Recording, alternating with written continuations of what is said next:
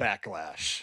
There was some interesting results and interesting scenarios going down. We're going to break it all down as we always do.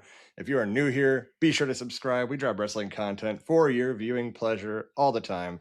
I'm joined by the host of Wrestling Brother Talk Smack on this channel, Jarvis. He is going to help me break this event down, and we're going to see if you guys agree. And if you don't agree, that's okay. Drop it in the comments. We would love to hear your feedback and debate amongst you in the community. So, Jarvis, welcome in. Thank you. So you watched Backlash. I did.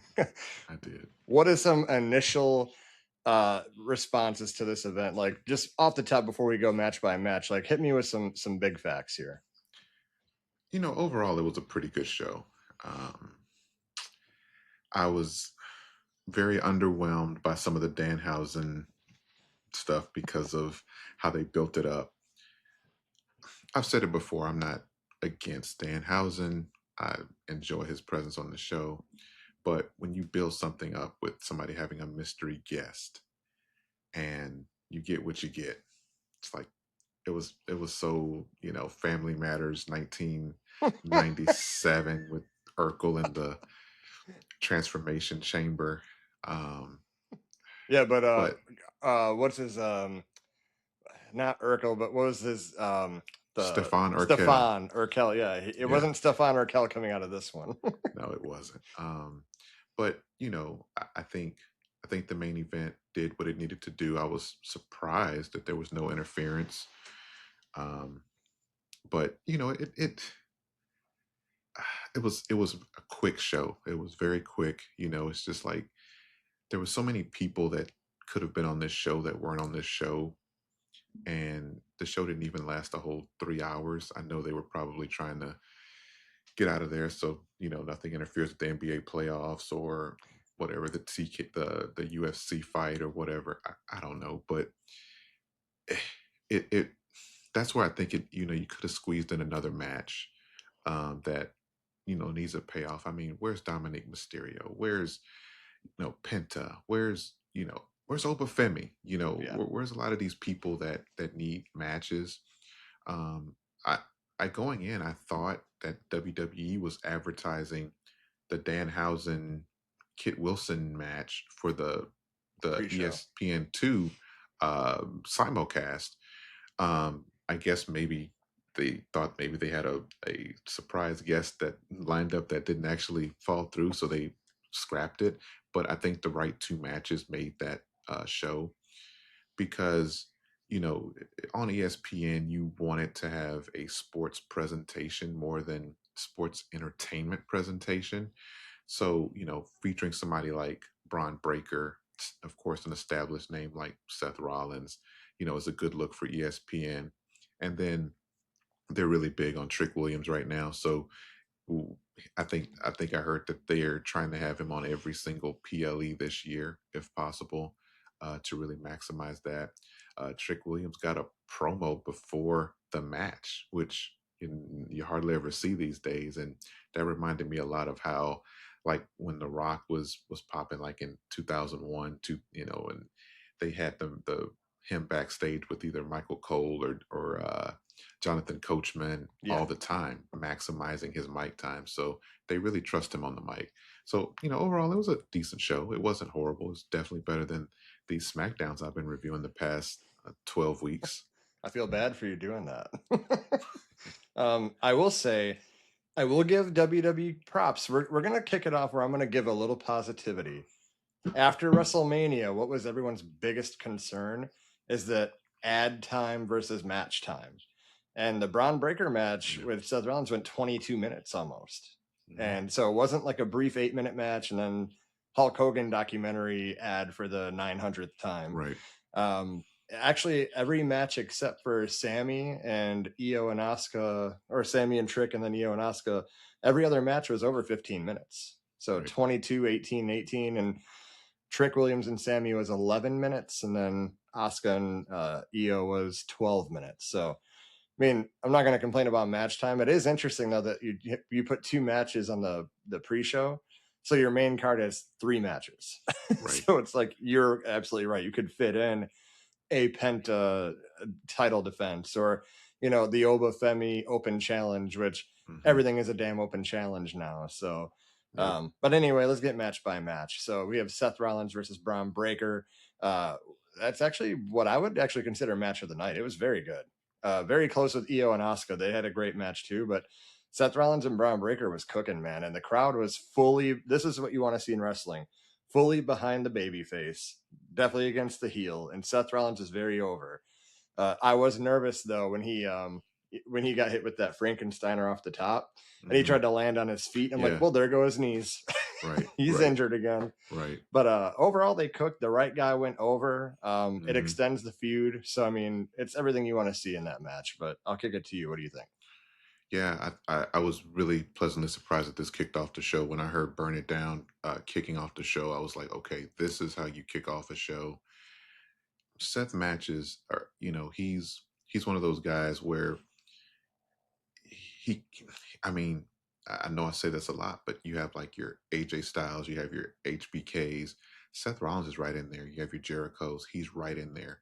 And that's why he can take a loss and it doesn't touch him. It doesn't mean anything because he has he's him in the ring. He can I mean, name a bad Seth Rollins match. It's hard to find.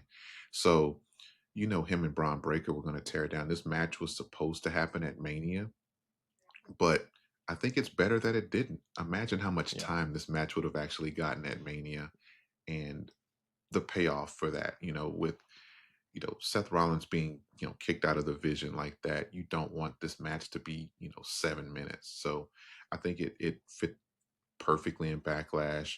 The right person went over. You can't beat Braun Breaker, and he's just coming back. I mean, they're both coming off of injuries, but when you have a veteran like Seth Rollins and this guy that you're trying to build up as the next, championship guy with Paul Heyman in his corner, you've got to make sure you protect him. So this was solid.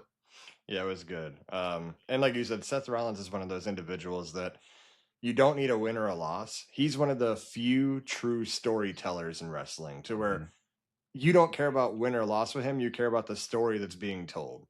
And Absolutely. that's why, yeah, losing to Brown Breaker did everything it needed to. It extended the feud due to the vision interference, and Brown Breaker had the win, which was solid. He needed it. If Seth Rollins would have won this, I would have said, "Well, this don't make sense." And like you said, Backlash is always the pay per view after Mania. It's the backlash of WrestleMania. Yep. So Right. having Bron Breakker interfere at Mania, now the backlash of that is this match. Everything was perfect about it. It was a very good Yeah. match. So I think that was probably match of the night for me.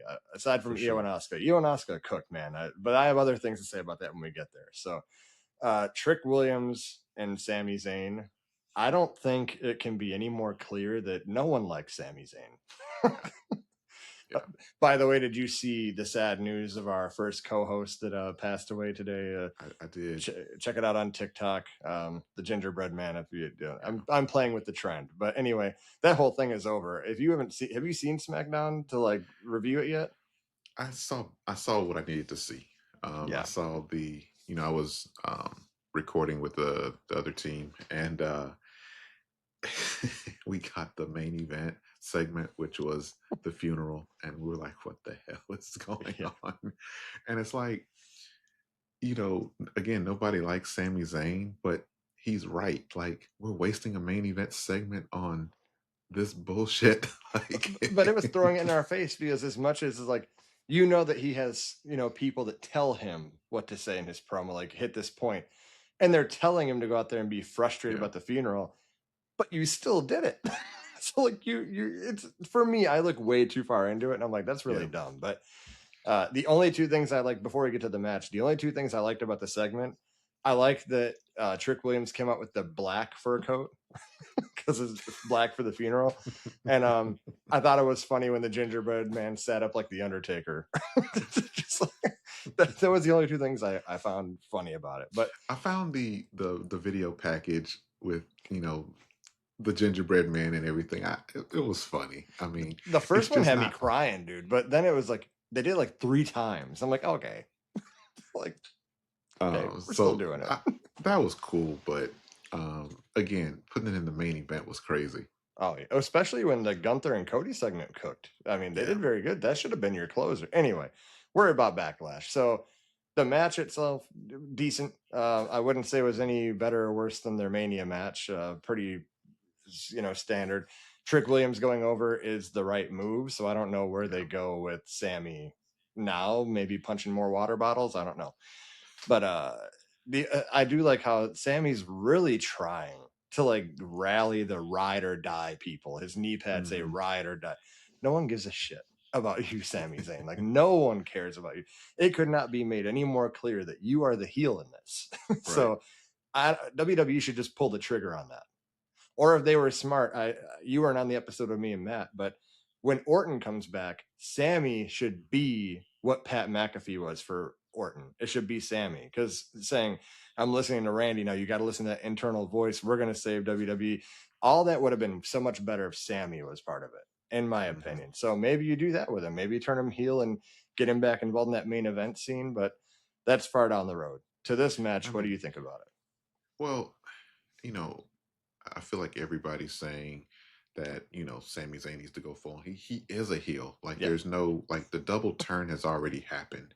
They're booking. I mean, the way that Trick Williams is even responding to things is now like a baby face, where he's coming out to make the save for the gingerbread man, and he's fighting like a baby face, and and now Sami Zayn is being more heelish, even though Sami Zayn is kind of telling the truth on a lot of this stuff, but sometimes people don't want to hear the truth. Sometimes people just want the shiny new toy, like what Trick Williams is. And, Trick Williams is fresh and Trick Williams is doing exactly what everybody knew he could possibly do if WWE handled him correctly. And so far, so good. I, I'm ready for them to move on from the little Yachty thing. In terms of the match itself, it felt like rinse and repeat from their Romania match, Yep. just a little longer, like it was like double the time maybe, but it was pretty much the same match. Um, you know, I, I would like to see Sami Zayn move on, and you know, I mean, not to give away the ending, but I would like to see him, maybe come out as the person that attacked Jacob Fatu to add, layers to that. But with the way everything ended, you can tell that there's no closure with the bloodline stuff. So, you know, or put him on a main event push. Maybe take him off TV for a couple weeks, and then maybe after Clash in Paris, if Cody retains, he goes after Cody. Um, I fully expect Gunther to win, but that would be something that Sammy could do as well.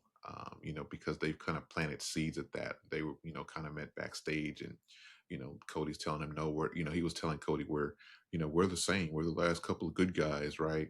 And Cody Rhodes like, no, we're not the same. So they're kind of planting seeds that, that's something that they could do. So I think there's ways for him to go, but I don't want to see him go laterally. I want to see him, go to the, lower main event scene and, maybe get a title, a shot or two. That's what he needs. I mean, and like you said, the seeds have been planted with Cody Rhodes. I mean, and I would love to see a good rivalry of Sammy versus Cody. Not Mm-hmm. oh, Sammy always gets these one-off title matches. I would like Yep. to see him get into, like you said, a low A main feud. event story feud. And he already is the heel now. And even coming out of this Trick Williams thing, no matter what you have Sammy do, there he's going to get booed. There were Right. Sammy sucks chants tonight. There were. So what are you going to do except make him heel? Like, remember what Triple H said? Sometimes you got to pivot. Well, this is your pivot. Yep. He's Yep. heel now. So, Exactly. and yeah, that would be a great story with him and Cody. That's exactly what should happen. So, Trick Williams, I'm excited to see where he goes from here. I fully expect him to come out Friday and celebrate and say, and then have his next feud lined up there. I think maybe even Carmelo Hayes shows up, Yeah. something I like think that. that'll be the move. I think Carmelo Hayes is going to turn heel as well. And because he's been off TV since what that SmackDown before Mania. Yeah. So that's that same kind of layoff that I think Sami Zayn needs. And you come back and he comes back and shows a vicious side. And I think that's a feud that can carry you to, you know, maybe July. If you do it right. Close to SummerSlam, maybe. Mm-hmm. Yeah, Yep. I think so. So that was the end of the pre-show. A lot to talk about in just the free TV on ESPN too. So now we go to the main card, which if you watch the pre-show and you're like, dang, these were good matches. I gotta subscribe now and see what's going on. And the next match you see, you're like, I paid for this bullshit. So you got Danhausen and the mystery opponent versus Kit Wilson and The Miz. And everyone wants to know who Danhausen's mystery partner is. Fully expected, maybe Obafemi, because Miz and Kit Wilson are cursed. So Obafemi just going out there. A lot of people said Jelly Roll because there was already a story in place. I Yep. expected it to be Jelly Roll. We got the return of, I think it was El Torito. I don't know. Yeah, it was. It It was. was. So mini Danhausen, Minihausen. And I love Danhausen stuff.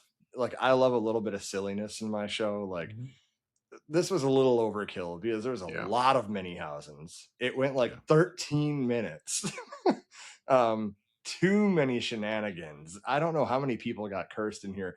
The Minihausen cursed himself because he looked in the mirror. Like, if you watched the pre-show and said, I gotta pay for this, and you saw that, I'm going into Play Store and like, okay, refund that subscription immediately. I'm canceling this. Maybe not the move. Maybe you should have put on Io and Asuka or something to keep the flow going. But the match there was comedy. I do enjoy some Danhausen stuff, but they got to be careful not to overkill his character. And this was a little overkill in the whole match, but I will ask you what you think. This should have been SmackDown's main event last night. Period. Just put it on because what I saw last night from SmackDown, I didn't get to see all of it. It didn't feel like a go home show. No. So there was no reason to put this on the main show. And to your point, this is the first thing you get when you turn on the premium service, right? That you're paying $29.99 to get. And this is the first thing you're seeing. And again, Danhausen's great. He's a great comedic act. But it's a comedic act. This is a premium live event. This isn't your weekly episodic television show. This is what ESPN is counting on you to deliver a premium product. And you are bringing out Danhausen. And I'm sorry, you shortchanged your audience with no pun intended, El Torito, but you shortchanged your audience. Jelly Roll would have been more well received. I don't know if you heard, but the fans were booing. Yeah. And, They got into saying you are cursed, but they were definitely booing. Well, because they're not booing Danhausen. We like Danhausen. It's nothing. Everybody say you are cursed. That's absolutely expected. But when you build this up as this mystery for weeks and weeks, you've got him tweeting Stone Cold Steve Austin, Stardust, The Undertaker, offering him $400 to compete. And you have all these names that are rumored, from Royce Keys to John Cena. People were saying it's going to be John Cena. You got to be out of your damn mind if you think John Cena is going to come out of retirement but by it potentially being on the ESPN2 simulcast, that maybe it's not too outlandish, right? But all these people that could have potentially been in it, and this is what you do, it deserved to get booed a little bit. I'm gonna be honest with you. There's nothing wrong with this on a Raw, on a SmackDown at all, but something that you're asking someone to go out of their way and spend $29.99 and download an app if you don't have the network and this and that to watch this is crazy when you have Rhea Ripley that's not competing. You have Cody Rhodes not competing. No Drew McIntyre. None of the big names are on this card. Neither one of your women's world champion. Like, where's Liv Morgan? I talked about him earlier. Where's Dominic Mysterio? You got all these people that are money. Javon Evans. And where are they? The Usos. Like, why weren't the Usos on this show? You know, what's the point of having tag team champions on Raw and SmackDown, and then the one tag team match you have on Backlash is Kit Wilson and The Miz versus Danhausen and Minihausen? Like, Yeah. make it make sense. You are 100% right that this should have been on SmackDown because we all know this. SmackDown is for me and you. We watch every week and we know Danhausen and we like Danhausen. People that are flipping through their channels and they like sports are seeing this, and there it's some people, it's their first impression to pro wrestling. They don't go watch Monday Night Raw. So they're like, oh, this is free. Let me check it out. And you see Seth Rollins and Bron Breakker and all that. So this match 100% should have been on SmackDown.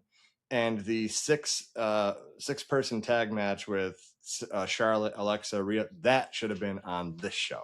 Because then you get to see a new up and coming act, Fatal Influence. You get to see Charlotte Flair, which people know.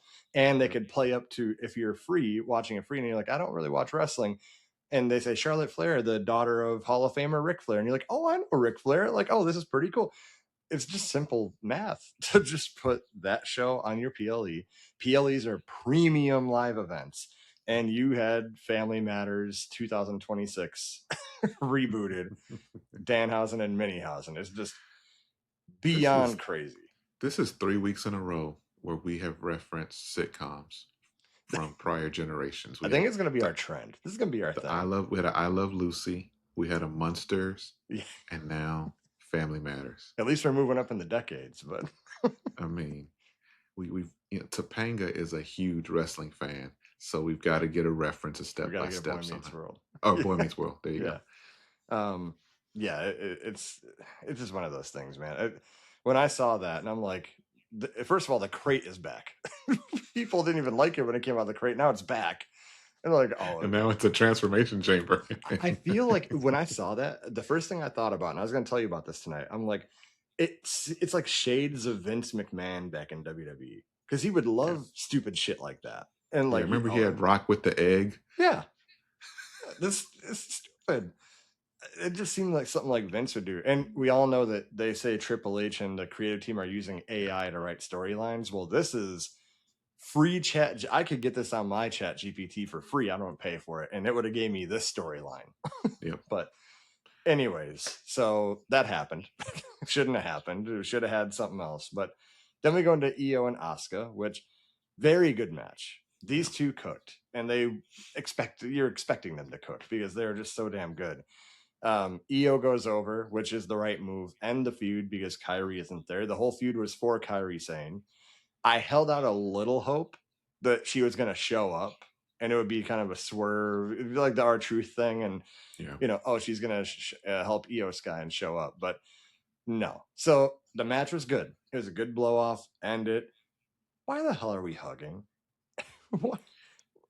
So this was a way for them to say, we only had Asuka heel because we had this storyline with Kairi, and Kairi's not there anymore. So now we want Asuka as a face. So this is how you do it. Io beat sense into her, and now they hugged and showed respect to each other. I'm just not a fan of it. Me personally, I think that Asuka is really good in a heel role. You need some good heels. I mean, the only good heel on Raw is Becky Lynch. So having an Asuka would benefit, but I'll kick it to you. What did you think? That's an interesting take. I kind of read it a little differently. I looked at it. It felt almost like Asuka's going to hang it up. Like maybe she's going to retire because the way she, not necessarily retire, but maybe she's not going to renew her contract. Maybe she's going to do something else. Because she got emotional. It felt like genuine emotion. She was waving at the crowd a little different. It was, she did everything but leave her boots in the ring. And from what I saw and my interpretation of it, I thought it was a little bigger than just a face turn or whatever. It felt like, hey, I'm having my last match and I'm having it against somebody I really love and respect, and this is a special moment. Again, maybe she's going back to Japan. Maybe she's not renewing her contract and potentially going to, AEW or something. Who knows? Or maybe just going to link up with Kairi Sane. Who knows? Who knows what she's going to do? But that's what it felt like. It felt like either her career's dwindling down and this is the last time she'll be in the ring with Io Sky in that capacity, or again, she's leaving the organization. Maybe she was asked to take a 50% pay cut. And she said, nah. Right. I'm out, because we all know that's a big thing right now. But Yeah. it's good that we had that, because I could see it from your point of view, and maybe you can see Mhm. it from mine. But it just, at any rate, it took us all by surprise. And this could be just a genuine, we both miss Kyrie, so let's do this match for Yeah. Kyrie. It could have just Right. been that too, and that's why there's emotion. But Yeah. either way, it doesn't matter. The match itself was very good. Yeah. It was a very good match. Io Sky cooks. I mean, every Yeah. single time. So, um, we have John Cena for the second PLE in a row. Have you seen Deadpool and Wolverine? Like 3 times. Till you're 90. They are gonna make him do this till he's freaking 90. Um, so he comes out, and I talked last week on the prediction video, fully expected this to be a WWE club thing. That's what I expected. We get Yep. an announcement for the John Cena Classic. So a new event. I'm assuming a PLE every year, not a new show. I saw some people say it's a new show every week. I'm like, they're not going to do 3 shows a week. No. And if they did 3 shows a week, it should be to focus on the other talent that doesn't make it to Raw and SmackDown. But either way, so a new championship. So now we have your WWE World Heavyweight Championship. You have the Undisputed Championship. You have the paid for Saudi Arabia Championship for Crown Jewel. Now we have a John Cena Classic Championship. So it features the NXT and WWE. Could be something cool, but I just feel like they're trying to get more revenue, and they say, well, John Cena, you put his name on it, people are probably going to watch it. Because especially if you're going through ESPN and you see the name John Cena Classic, oh, this should be something special. John Cena will show up, but for sure he'll show up every year for it. But kind of feels flat for me. I mean, we don't need another new championship. We needed him to come out and say, we're gonna redo creative and make your product now good. Let's not add stuff to it, right? Right. We'll see. I mean, it could be good based on you have, the present and the future all maybe facing each other, but I'm going to hold out on my thoughts of it till it actually happens and we see what it is. But initially, I'm not very impressed. But I'll kick it to you. So yeah, I think a majority of us felt like it was probably going to be something around that WWE club crap, but it wasn't. Um, when you build up these announcements, and I think we've been conditioned to, when they say it's a new era, when they say they're going to shake the foundation of WWE, we've been conditioned to knowing that it's probably going to be something that's going to disappoint our expectations, because our expectations immediately go all these different directions, and it's probably not going to go that high up. And then when they don't even meet you in the middle, and it's something like, the Danhausen debut in the crate, Yeah. And so with this, I like the spotlight on the younger talent. I think when they did the Saturday Night's main event thing, it really worked. It got Obafemi in a main event match with Cody Rhodes. It got, Sol Ruka in a great match with Bailey, and I think Sol Ruka even won that match, right? So, Yeah. when you have these people that you believe are stars, because sometimes it's hard to tell if they're stars or not in those NXT settings, because the NXT audience is so hardcore, and just because you get over in front of them doesn't mean that you're over in front of everybody. But this is a stage that can elevate you. So from that perspective, I enjoy it. I like what it's going to bring from that perspective. What I don't like is he mentioned that the fans are going to vote. So that kind of feels, real Taboo Tuesday, Cyber Sunday, Yeah. whatever. And the other layer to that, he mentioned, because it is fan voted, you can lose in this thing and still win the championship. And it's like, I don't know how I feel about that.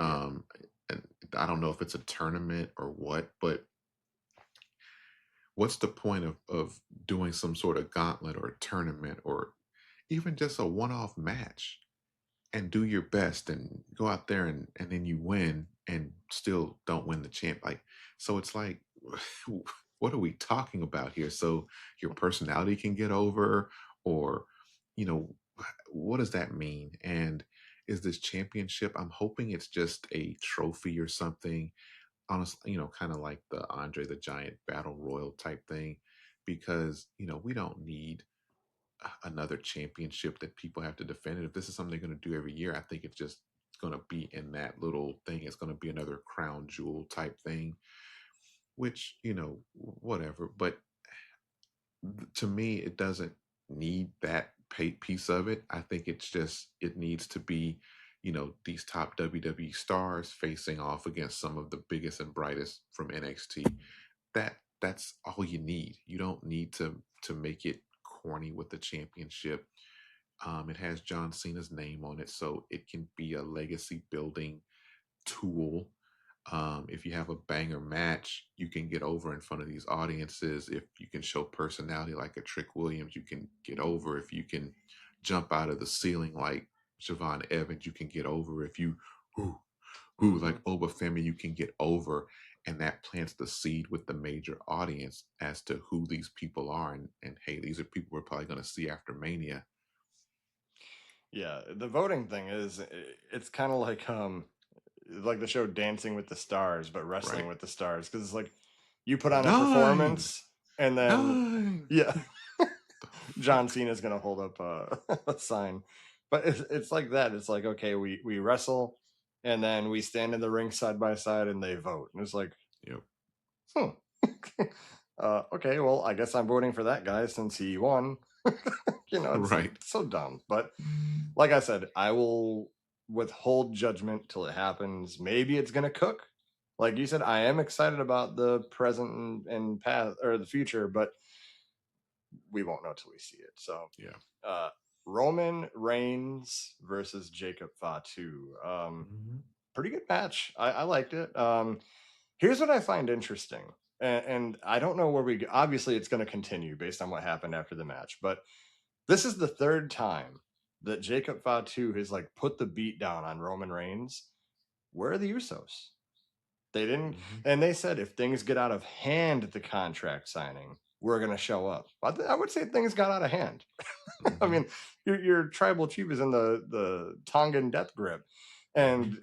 and by the way, he sells that like a champ. Because on Mhm. Raw, like you could see like the desperation in his eyes, like reaching for Pierce. Like he's top notch with that. But Mhm. it leads me to believe that with Roman not being around in June, uh, people are saying it could be his contract dispute. I think it's just a case of we don't want to pay him to not go to Night of Champions. He's not going to be on that PLE.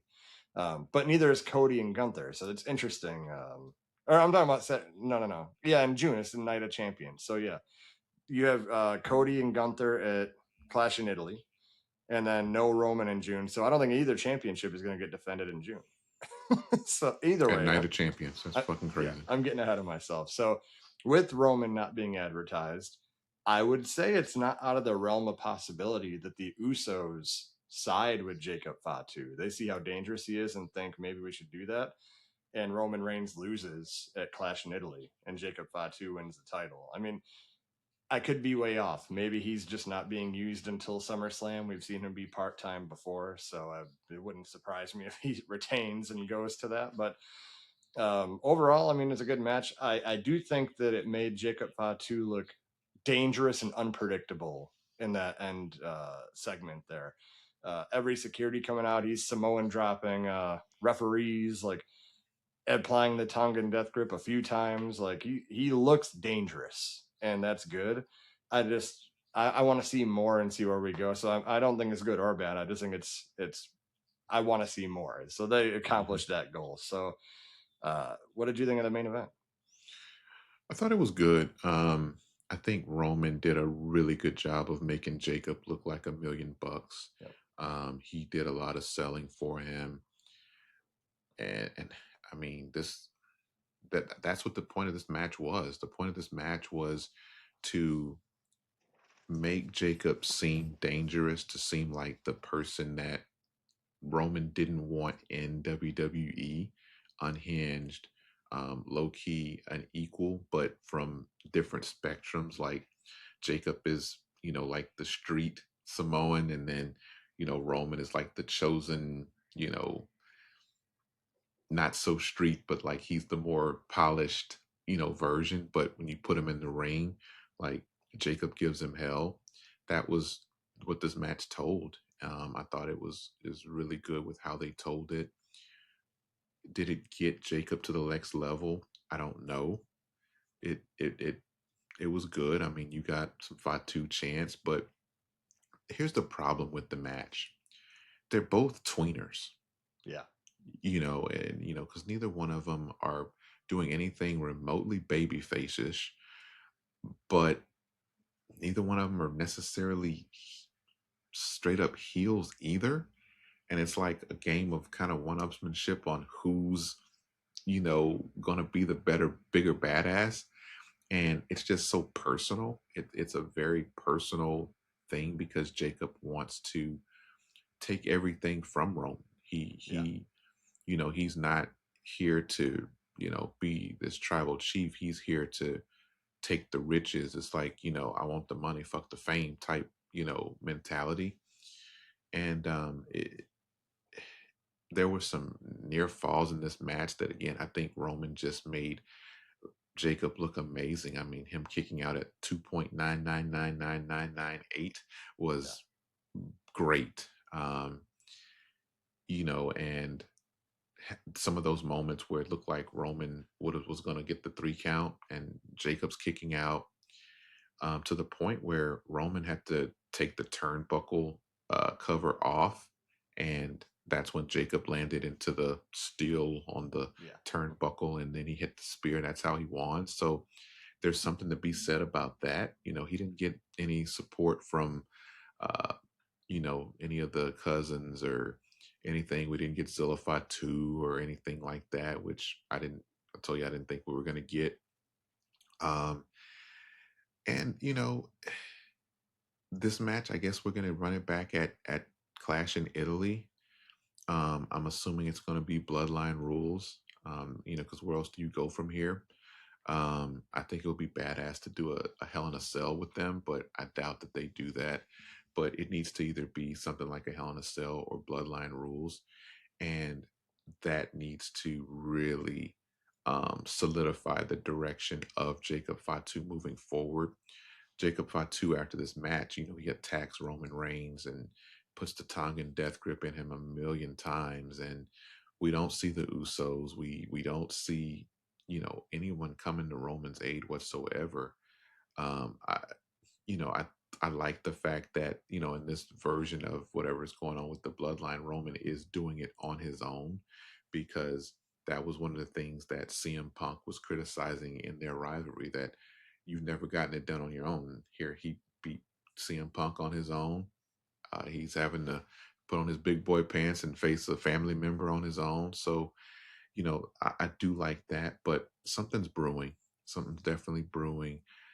Uh, I'm sure a lot of people walked away from this feeling like Jacob Fatu turned heel at the end, but again, I think they're both tweeners. I don't think this is anything.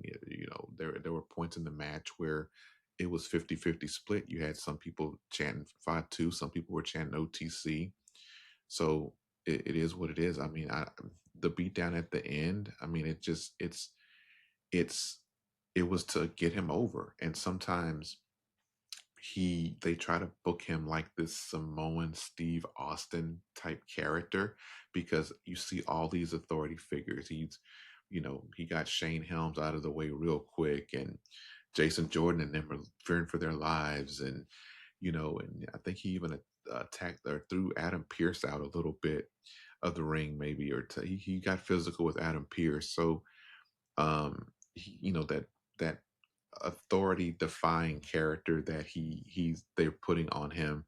I remember that episode of Raw or SmackDown where he got arrested at the beginning, and then that was the storyline thread, Yeah. and then he arrives back at the end of the show in the police car, and it's just, again, they try to give him this Steve Austin type presentation sometimes, but in Samoan. And we'll see where it goes. I'm glad they didn't put the belt on Jacob right now. I think it's too early for that. He's as good as he is. He's not.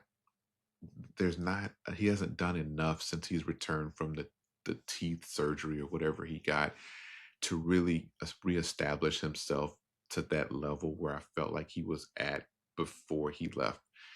About a year ago, WWE was talking about how they were going to go all in on Rhea Ripley, Bron Breakker, and Jacob Fatu. And this is when Jacob Fatu was probably at his hottest. And I remember they had like San Antonio Spurs merch with like the wolf on it and everything. But when he after the attack and when he came back, like he's lost a little bit of that allure, Yep. and he's got to build it back up. Beating Drew at Mania is a stepping stone. Stepping into this rivalry with Roman, which is out of nowhere, is going to help him, but he's not ready to be champion just yet. No, and I like what you said about them both being tweeners because they fit the role perfectly. Because Roman Mhm, is very much, I'm the tribal chief, and I'm gonna do tribal chief things, and sometimes you're gonna love it, and sometimes you're gonna hate it. But these are things that, in my mind, have to be done, like mhm, whether you like it or not. And Jacob Fatu is like, look, I may be doing heelish things, but I'm desperate. Like I have a mhm, family that needs this. Like what would you do if your kids are starving? You're gonna go all out and attack some people, tongue and death grip some people because it's your kids you're talking about, right? So fully believable that like you're not a heel, but I don't know what you're capable of because mhm, So I like how they both play that role very well. I think where you go from here, and like you said, something's brewing. The only person in this feud who's been on every show is Jacob Fatu, Raw mhm, and SmackDown, mhm, all the Bloodline members. So mhm, in my head as you were talking, this idea popped in, and I think it would be the best course to get Roman off TV for June. You can revisit this again, but I expect them to come back out on Raw, and Jacob says, "I still need that," and Roman says, mhm, "I already beat you. We're done. Like you don't get another chance." And here's what needs to happen. You need to have Jacob Fatu say, I'm so desperate. He's going to run back the Jey Uso story. It's tribal combat because now you have to accept the tribal combat challenge. And it's a mhm, bloodline rules match. mhm, He can't turn away from that. And mhm, when he says, I'm taking everything from you, I could see Jacob winning, becoming the temporary tribal chief. And the Usos don't even want to be with him, but they have to fall in line because he's the tribal chief now. He just won tribal combat, similar to like Black Panther when like Killmonger challenged mhm, Black Panther. He became the king. No one wanted to follow him because he was out of his mhm, mind. This could be that story, and you can have Jacob just running mhm, roughshot mhm, all June and July. Roman mhm, comes back to reclaim everything at SummerSlam. That's the mhm. play you should do, and it would Yeah. get the Usos into a really interesting story, especially Jey Uso, who's like, he's so dangerous. No, we ain't doing that. This is the tribal chief. But now what are you gonna do? Like this man just won the Ulafala, right? So he just won tribal combat. You have no choice but to fall in line to him. It would just Yeah. create a lot of dynamic. I think it would be really Yeah. cool. But Something's definitely going to happen. But on the apparently on the post show, there was a Roman Reigns quick segment yeah, where he mentions that this is going to be this was Jacob's last night in WWE.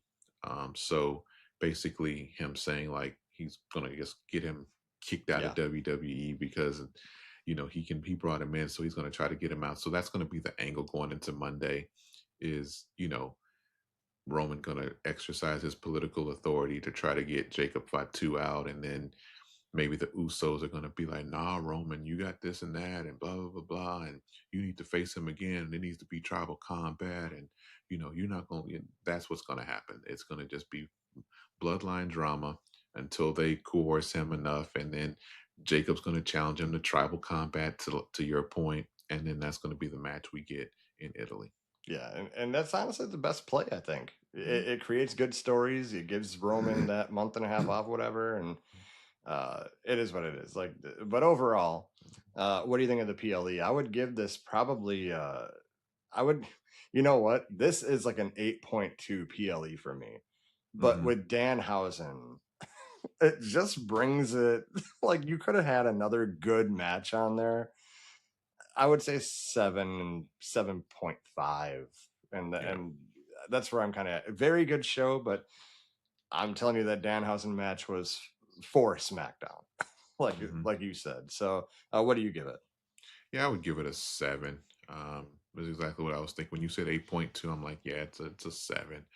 But if you swap out the Danhausen match with, something that match you talked about with Fatal The Influence 6-woman versus tag. versus Rhea and Charlotte and Alexa, and have Jade and crew attack, that it fit perfectly.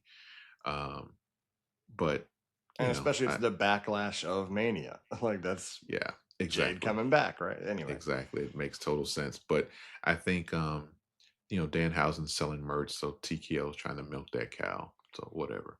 yeah. Well, I will give them this match.